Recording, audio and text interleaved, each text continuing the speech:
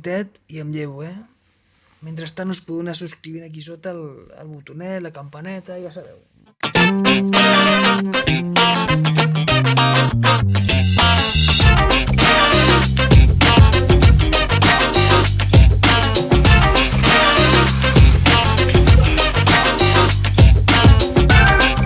Bon dia, bona tarda, bona nit, latinos todos. Bon dia en el meu cas. Bé, ja m'he llevat, però crec que encara no m'he despertat. Ara us explico la diferència entre llevar-se, aixecar-se i despertar-se.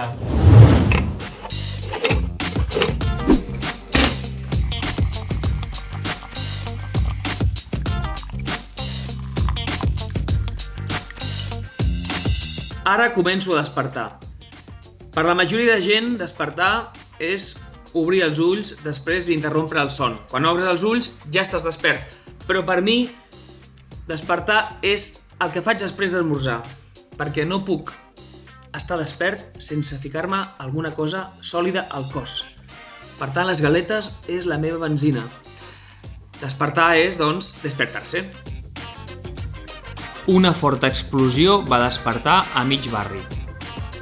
Aquesta nit m'he despertat 5 o 6 vegades.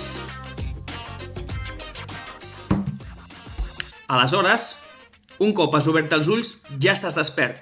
Però si continues al llit, encara no t'has llevat. Llevar-se és l'acció de sortir del llit. Pots despertar-te, obrir els ulls, despertar-te a les 7, però si et quedes un quart d'hora fent la piloteta al llit, et llevaràs a 7:15. Us deixo per aquí un enllaç del vídeo de com dir l'hora en català, que segur que serà molt útil.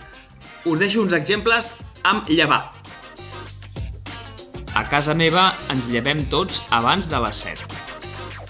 Avui m'he llevat amb mal de cap. Llevar també té altres usos. No confondre llevar amb llevar, de traer. És llevar de levantar. Aquests altres usos, per exemple, el llevat, la levadura d'un pastís, o separar una cosa unida a una altra en el sentit de aixecar o treure, quitar o levantar. Com per exemple, llevar el tap d'una ampolla, a l'obrir una ampolla de vi, per exemple. Quitar la vida és llevar la vida a un mosquit, o llevar la tapa d'una claveguera o d'una olla.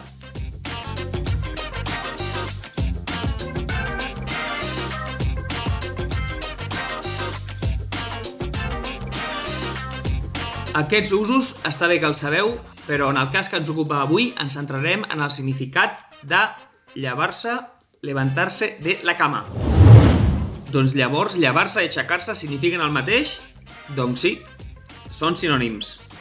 Però llevar-se l'utilitzem específicament per dir que ens aixequem del llit, com hem vist als exemples.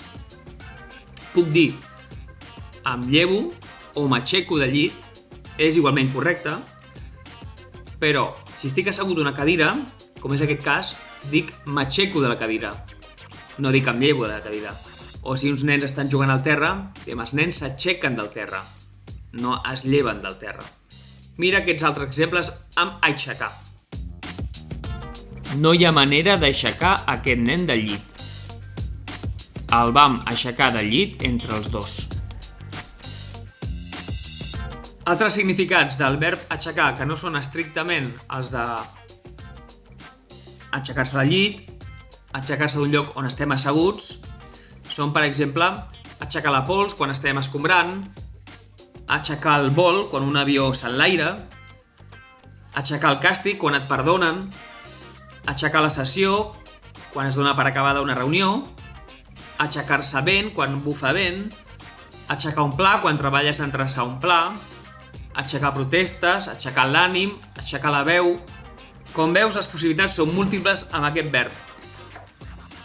Doncs sobretot avui no us quedeu estudiant fins tard, perquè demà segurament us heu d'aixecar, despertar o llevar ben d'hora. Si us ha agradat o us ha agradat el vídeo, ja sabeu, doneu-li un like, un me gusta, un m'agrada i ens veiem aviat!